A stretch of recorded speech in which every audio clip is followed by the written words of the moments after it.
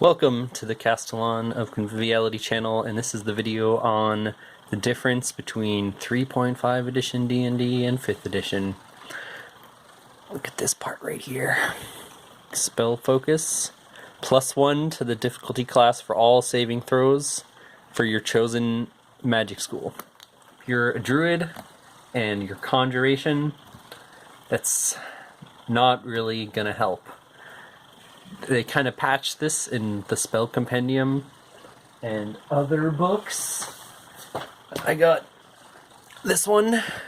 This one is pretty cool. It helps a bit for like adding to that. And this is the one that we're looking at right now. They gave spells with saving throws to conjuration for druid, like little icicle thing you threw. But my dungeon master just said no, can't use the spell compendium, so conjuration build for druid. Alas, did not work. Sad panda. Makes me a sad panda. So what better place to start talking about the difference between 3.5 and 5th edition? Feats. This is how many feats there are in 3.5. It's a lot. In 5th edition, you get like a lot less.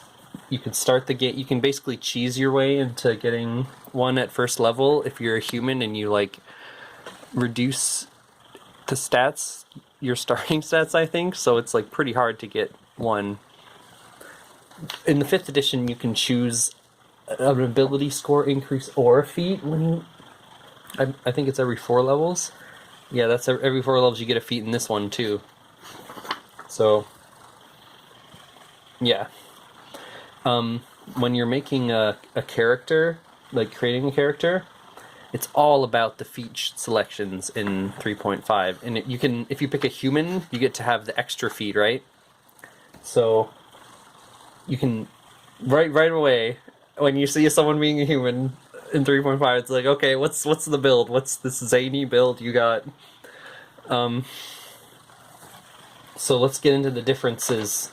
The spells, the new spell slot system in 5th edition is a plus because you don't have to prepare a multiples of a spell that might fail, like Control Plants or Baleful Polymorph. I see this as being an objectively better fix when most of the differences are going to be like a kind of a streamline difference, or everything is for example, for the streamlining effect, you choose 2 or 3 things your character is good at, scales over time. That's what it's like in 5th edition now. In 3.5, it's like, alright, every 4 levels I pick one of these, and it has to be the best one to optimize my character. Let's look at what some of the good ones are. But you see what I mean for the streamlining effect for 5th edition.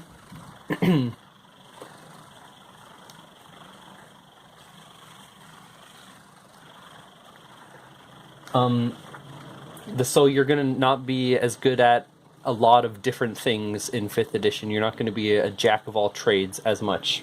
Another good thing for spells is cantrips are cast unlimited in 5th edition now, and I really like this for giving casters damage output they can always do. Also, no more managing level 0 spells, so you do not have to think about how many times to prepare, save, flare, or mending. This is nice for both my druid and cleric because it means infinite guidance and mending casts. Another fix I see as like something that's objectively better is saving throws for intelligence, charisma, and strength. That's not really a thing in 3.5 edition. These saving throws here in 3.5 edition are typically the only ones you make unless your DM wants to throw in an intelligence saving throw or whatever. That's kind of unheard of. Having wisdom as your main stat is pretty sweet, and in general it's good to have your main stat be constitution, dexterity, or wisdom to increase what you add to your fortitude, reflex, and will saves respectively. I see it as a good change to give sorcerers and warlocks a saving throw on charisma, as I always saw that as a drawback for charisma and intelligence characters.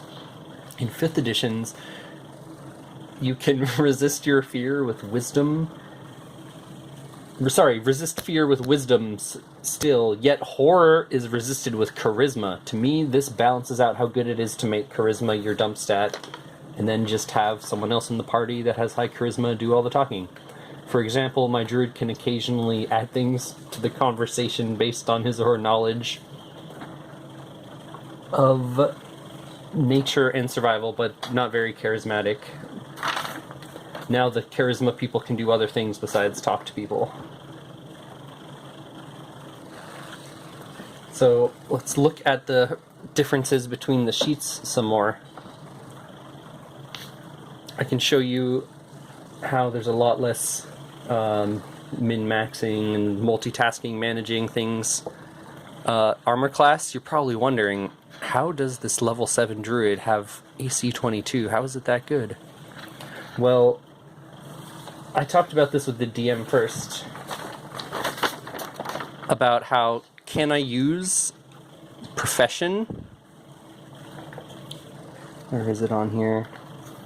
Profession. To craft things, make them better. Normally use profession to roll the d20 and add your profession. And that's how many gold pieces you make for a week's labor. But I asked him, can I use it to craft and make my stuff better? And he said, sure. So I basically made all my stuff masterwork that I could with that, but I still got a crappy wooden shield, basically. So, another thing that you don't have to worry about as much is putting your skill points in every single level. It's more like 5th edition is more bing bang boom. I make the character and I battle faster. It's also more streamlined and I guess you could say a bit more casual. This is all the stuff my elf can do for this one. We're going to get into a character creation and building your character for another video. This one is mainly about the differences, but I want to point out here the skill synergies. If you know how to use these, it can be really beneficial to you as a player. For example, I can add more to my wild empathy checks, which is really good if you're a druid, especially if your charisma is low. Let me tell you why that is. When you're rolling and adding a number to something, and when the DM hears you're adding like 3 or 4 to the thing, they're like, oh, that's pretty good. But if you're if you're minusing, or if you're not adding that much to that roll, it's not as persuasive. So that's why another reason why it's good to add so much to a dice roll. Alright. Another thing I want to talk about the difference is spontaneous casting. Spontaneous Nature's Ally. It's not really a thing anymore in 5th edition. Straight up, you can't just turn your spells into a bunch of animals to fight for you, which is what you used to be able to do as a druid.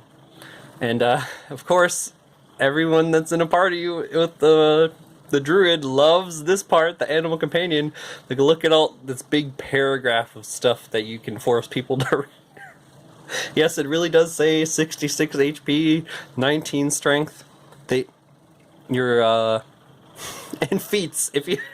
So I guess some people might forget to put feats on their animal companions, but you get to do it if you read all about what it does. And it's important to pick good tricks, attack, stay, and work. Work means it can push or pull, and that means if your animal companion has really high strength, it can like do some really good legwork for you, or do things you might not even be able to as kind of a scrawny elf.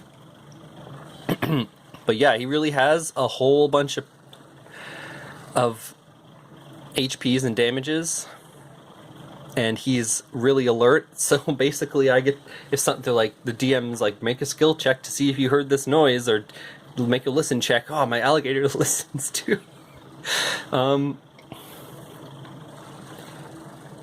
Yeah, and to see this part where it says spell link, a whole bunch of spells you can double cast on the animal and you, like a heal or whatever. So it basically makes you like even more unstoppable and like overpowered. Yeah, feats. point blank shot, natural spell, night lightning reflexes. This is so that I could survive as a druid in my friend's campaign, the Dungeon Master. It isn't my optimal like endgame. This is all the feats that combine to make a really powerful spellcaster. This is like playing through the game, and I realize he has a lot of reflex saves that we gotta do. There's like a bajillion traps and animals, so I'm already covered on like wild empathy to like make the animals not want to kill me. But the lightning reflexes plus reflex save of a whole bunch. I have a higher reflex save than the rogue, so I'm not gonna get hit by any like traps that I have to do a reflex save for every time. I don't. The sad part is in this game. In his game, I don't think I rolled a will save like once, and that's my main thing as a druid. It's kind of disappointing. Anyways, yeah, that's all the information I have to compare the two, specifically based on the druid. Looking at it, yeah, some things I'm pretty glad about. There's not too much that I'm really bothered by. It's overall, it's a pretty good change. I'm glad for it. We didn't really talk about 4th edition because it's like the stepchild of the D&D family. We kind of stands in the corner and no one talks about it. Yeah, that was my video comparing the two. Have a wonderful day.